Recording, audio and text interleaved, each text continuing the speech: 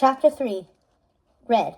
You've seen Ordon, and you've seen the Isle of the Lost, but you've never seen my messed-up hometown, Wonderland.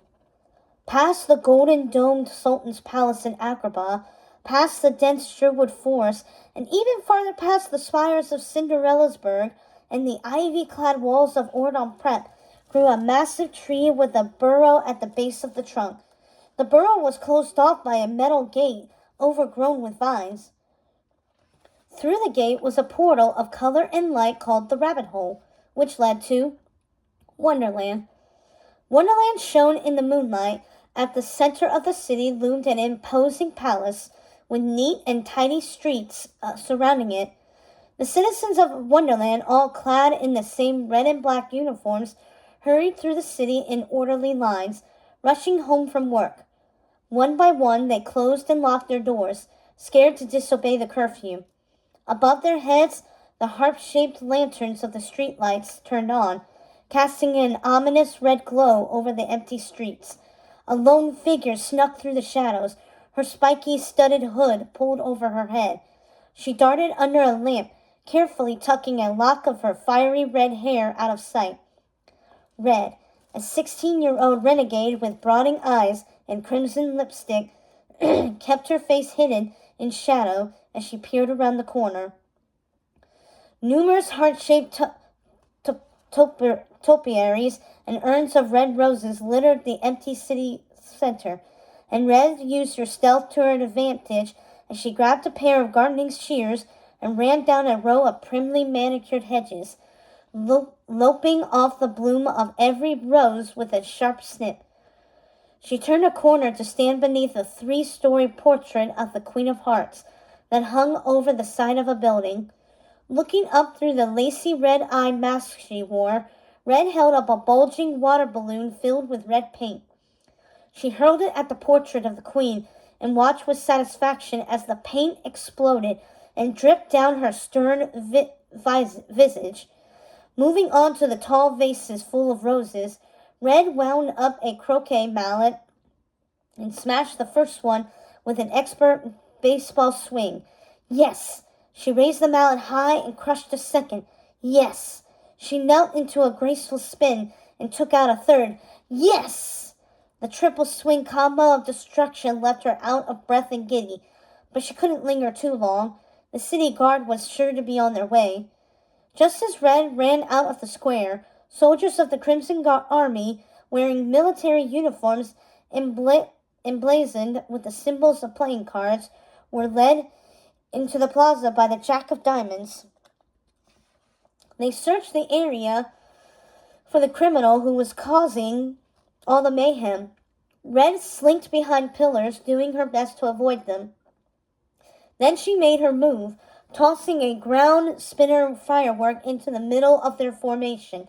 It sparked wildly, scattering the soldiers as it exploded and allowing Red to slip away unseen.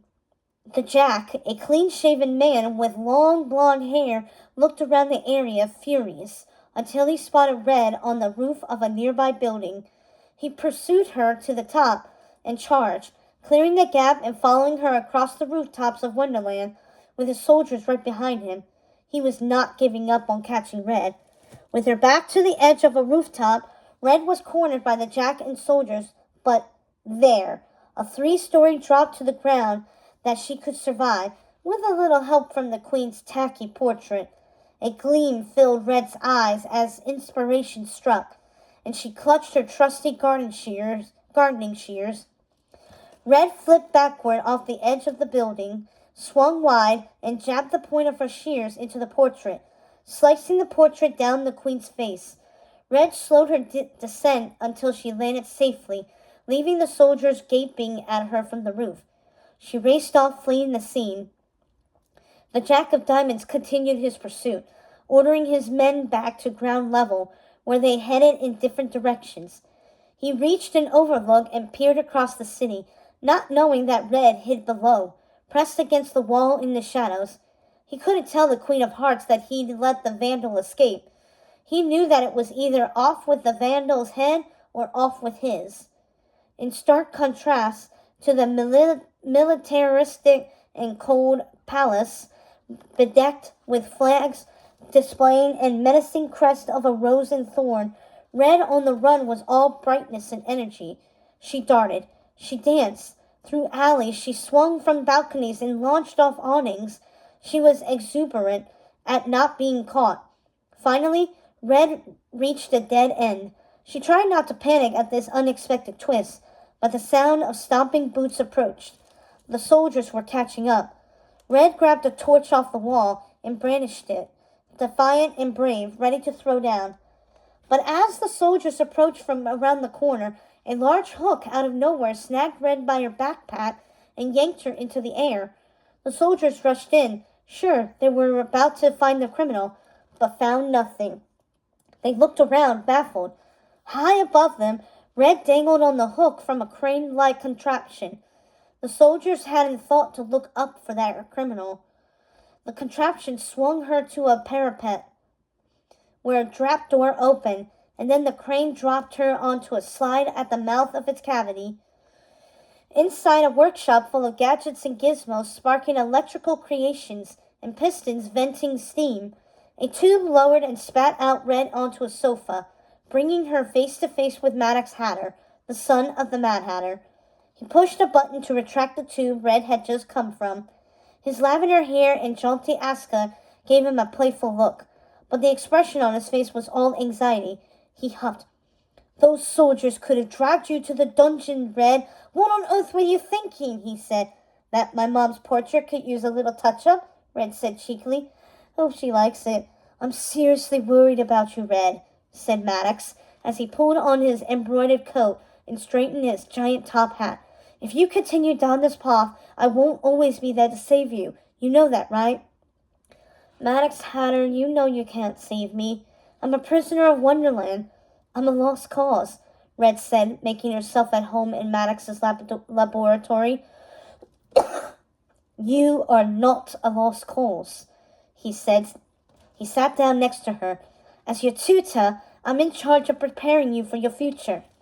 And as your friend, I want you to have one, Maddox said. What future, Mads? I literally had the most controlling mom ever. She's never going to let me leave Wonderland. I know it hasn't been easy, growing up with a mother who is so... Maddox thought about how to phrase the rest of his sentence. Particular. But you must know, she wasn't always this way. Red gave him a skeptical look. It's true, he said. We're all products of our past, and your mother's was certainly unfortunate. She just wants to turn me into the next evil queen, like her. And I don't want to be queen. I just want to be in charge of my own life. But what I want doesn't matter to her. Oh, Red.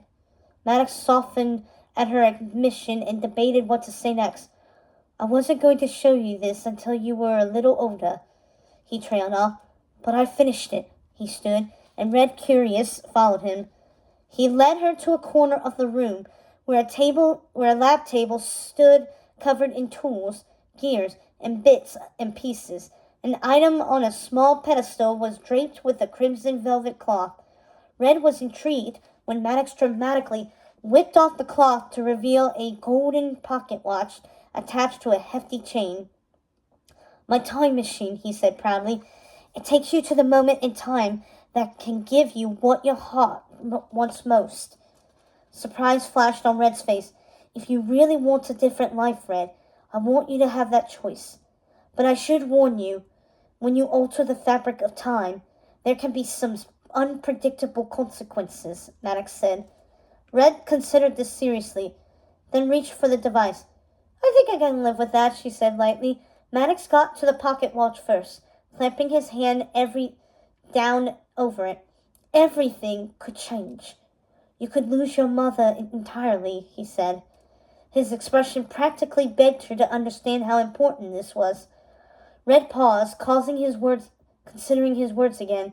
In her silence, Maddox slipped the time machine into his jacket pocket and turned away. It's too dangerous.